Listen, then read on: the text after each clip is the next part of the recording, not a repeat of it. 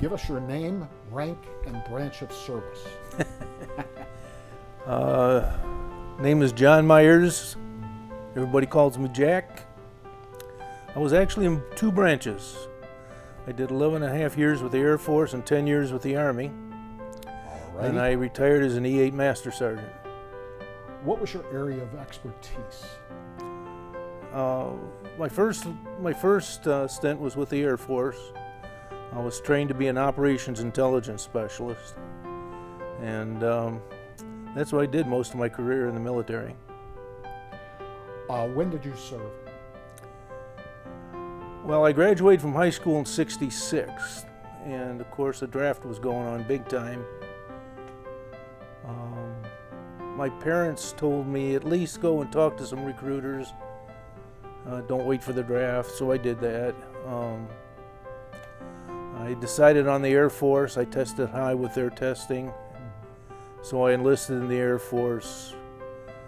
The night I left for basic training, my mother brought my draft notice. Yeah. And after I got overseas on my first tour,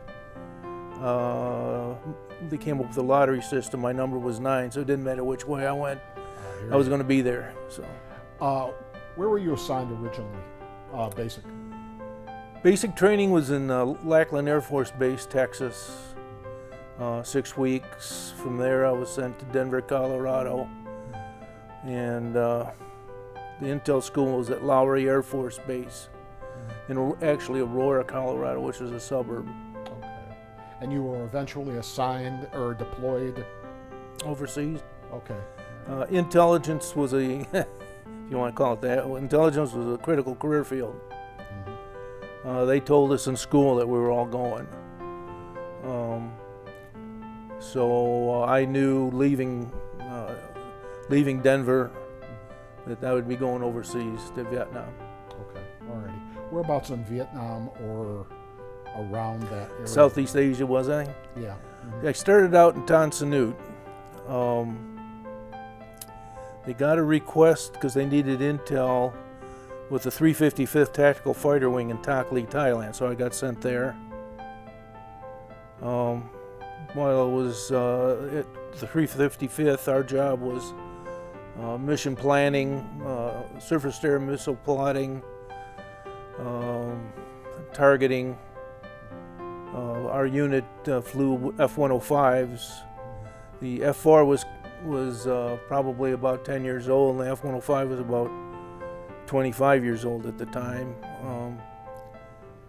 When I was there, we planned the mission that bombed the Domer Bridge. The Domer Bridge ran across the Red River into downtown Hanoi, and the Hanoi Hilton sat right at the end of the bridge. So we took out 3 spans of the bridge and never touched the prisoner of war camp.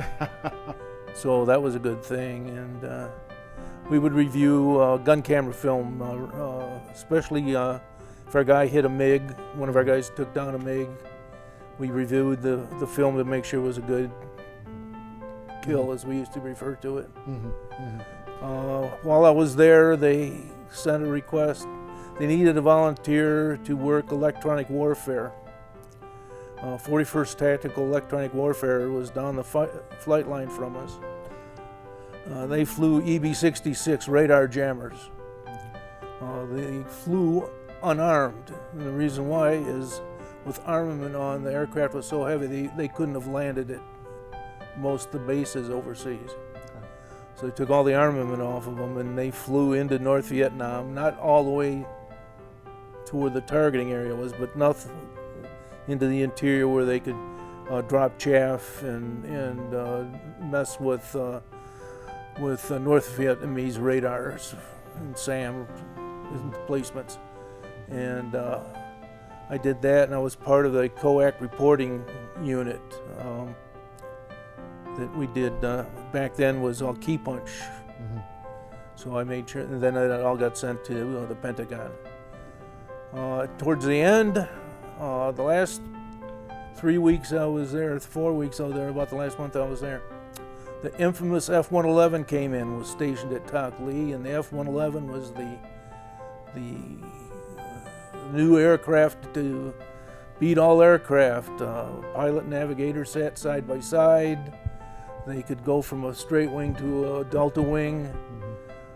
They had GPS where they could fly terrain. Just push a button and it would take them. Well, after the third aircraft crashed into a mountain going into North Vietnam, they decided it didn't work over there. And but I went down there to help them set up their intel shop. So that's why I did my first tour. Wow. Okay. As far as while you were deployed, what was the toughest situation that you faced? My second tour, I was at Udon, Thailand. We were up on the Laotian and Cambodian borders there, and we used to get a lot of sapper attacks, things like that. The scariest thing, actually, was we had an F-4 coming in, and the hydraulic system had been shot out on the mission. And as he was coming in, he had just touched his wheels down, the hydraulic system went completely out. The aircraft went up about 500 feet into the air. The navigator punched out at 500 feet. The plane then went upside down. The pilot ejected, and he ended up going through the roof of the base theater. Oh my goodness. And the aircraft landed about 150 yards from my hooch. It killed 12 guys in AFTN, that's the Armed Forces Radio and Television Service that was on the base. Wiped out half the hooch area, took out about 4 or 5 Mamasans. Just, all I remember when the explosion went up from the JP-4, it knocked me right off my feet. Because I was just getting out of my bunk to take a shower, because I worked from I think 4 to midnight or something like that. I had to, part of my job was to bring in what they called a frag, or a fragmentary order, and break it down so we knew where our recon people were going to be flying, because I was, at that time I was assigned to technical recon. Amazing story. Let's switch gears. What's your fondest memory from being in the service? Coming home, obviously. Alive. I had some great guys I worked with. The best guy I ever worked with was a guy named Dave Blees, and Dave was from Kalamazoo.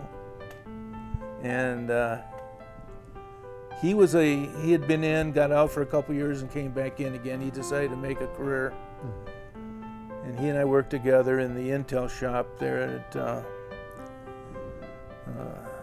432nd, and he ended up pulling augmentee duty for several weeks. So that meant he had to put on his helmet, grab a 16, and he worked perimeter with the security police. And his wife was pregnant. And she gave birth. The message came down to our unit that his wife had given birth. And I went to the security police, told them what was going on, and I wanted to go be out there with them. So they took me out on a Jeep, and I sat with them for about 25 minutes. Never said a word to him, because I wanted to see the reaction on his face when the colonel come out and said, "You're relieved. Here's what's going on." And the look on his face, the joy in his face when he found out he was a dad, it was just. Yeah, Dave, Crazy Dave, he and I did a lot together. Did you stay in contact with him after? We did for a while. He ended up getting stationed in Minot, North Dakota, and then we kind of lost track. At one point, though, I located him near Kalamazoo. After I got out of the Air Force, I was out several years. I went back into the reserves, and I did 8 years with the Air Force. I topped out my rank with the Air Force, and I needed to find an E8 slot so I could get promoted to E8. And the only E8 slots they had at Selfridge was in the mess hall and administration. I don't cook, I don't type. So I found a intel slot with an infantry unit, 70th Division out in Livonia. So I switched over and did my last 10 years with the Army. While out at Camp Custer one time, I thought, you know, this is near Kalamazoo, so I got their phone book out and I found Dave Blees in the phone book. Now, it could have been his dad, I don't know. Didn't say senior, junior, or anything, just said David Blees.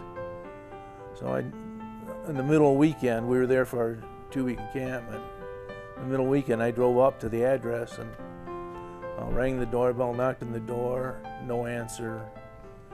I decided not to call the phone number because back then we didn't have the cell phones like we do now, and